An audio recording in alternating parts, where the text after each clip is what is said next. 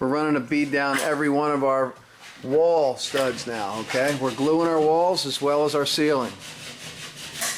We glue everything when we hang. Now, a lot of guys will just glue their ceiling and will fail to glue the walls, but I'm telling you, you're going to get nail pops in your walls if you do not glue it. So glue. Use it. Use it up. Yeah, nice bead on there even too. Alright. Alright, so up around we go. Hopefully that's going to fit around there. Look at that. Almost like he knew what he was doing. Alright, now see, it's got where you go. It's going to go tight to the ceiling. When it comes to me, this right there. That's good. Tacker right there. Alright, so he's halfway on his wall stud, which is why we laid it out at 15 1/4 back in the framing videos. Now Tom's going to go through before we start screwing and tack it with the nails before he turns that loud, annoying screw gun on. Alright. Okay. And that's tacked up there now. Next piece we got going on there, I'm just measuring over, is 92 3/4. 92 3/4. I'm going to cut just short of 92 3/4. So we're going to cut this off at 92 3/4, a little bit short so we don't have to fight it. We like that the first time fit. Mark your sheet and cut it off with your T-square. It cuts a perfect straight line.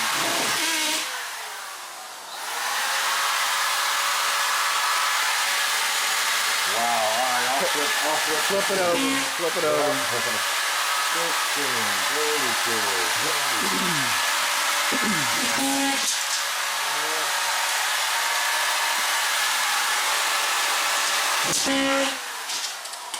Alright, so he's got his 16 center marks as well, so he knows where to screw.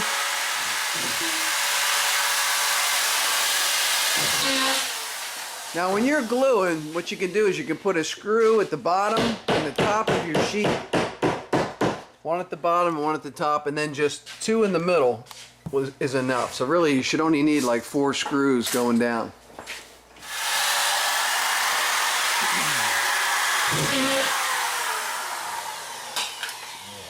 Alright, so this is going to start becoming repetitious here real soon because we're going to be saying the same thing over and over, but basically we're going to do the exact same thing to the rest of the sheets going around the perimeter.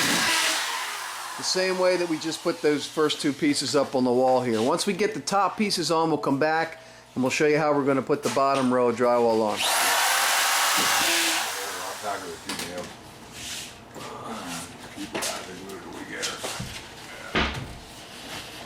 Okay, my way. Oh, that's me. Got it.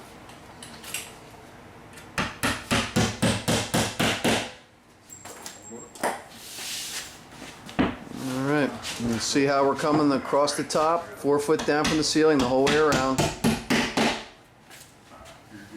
And we don't have any boxes to cut out. No outlets, no switches on these pieces here, so we got clean sail on the whole way around the top level.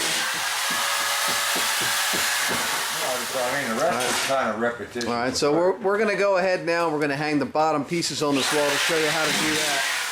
Now remember, we got a butt joint right here. Yep. Alright, where 2 pieces came together. Now just like with the ceiling, you don't want your butt joints to be any closer than 32 inches away from one another. So we're going to stagger this. I'll tell you what, being as how it's right under a soffit here, I think I'm just going to put a 10 and an 8 and finish these out. Alright, so it's going to be 16 inches away from the other one? Yeah, you know what I mean, because I mean, you know how I do them. I feather them out big and then we'll pick this one up. Alright, so on the wall, it's more so on the ceiling. On the walls, it's okay to go 16 with the butt joints if you have to. So it's going to make the board work out better. So we're going to stagger it instead of 32 inches. We're going to go from here, from this stud over to this stud, and make our next butt joint below. Push me in that corner, Kyle, right there. There you go. I'm going to go 109, cut the line off a 10-footer. 109, cut the line. Okay, and that's going to put us halfway on this stud here, all right? Because he's going to start in that corner down there so that we can stagger our butt joint from here over to here. All right, so that this butt joint's not going all the way down to the floor. We've jumped over to the next stud in the wall so that we staggered our butt joint seams. All right. And we're going to show you when we're finishing why it's good to do that, because butt joints that go for straight runs past 4 foot are really tough to hide. All right. So it's going to make the finishers happier people. Cutting it off at 108 7/8, which puts us 1 seam past on that butt joint over there, like we want. All right. So he's going to snap that off. Now you want to make your cut off the bottom of the board so that your tapered edge is up the width of the board, so that we have a tapered edge to a tapered edge, taper to taper. So the cut edge will be down at the floor. Yep. And then it was 45, we're going to make it 44 3/4. All right, I'm making it a 1/4 inch shorter than what it is so that it's not sitting on the floor. 3/4. Yep.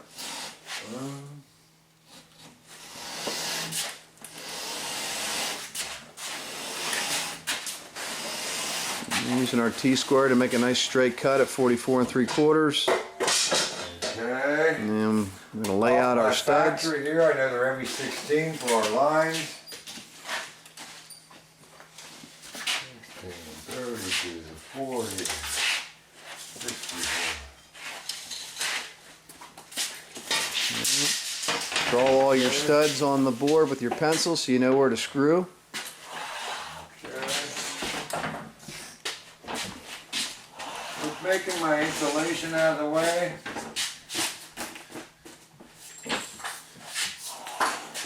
All right, now you can see we're going to have 1, 2, 3 outlet boxes. Yep. All right, so we're going to have to get measurements off the wall, left and right, and down off of our top tapered edge down, north and south. So you need north and south, east and west measurements on all your boxes. Or I can show you an easier way of doing it. I can show you how to use your T-square for your box measurement.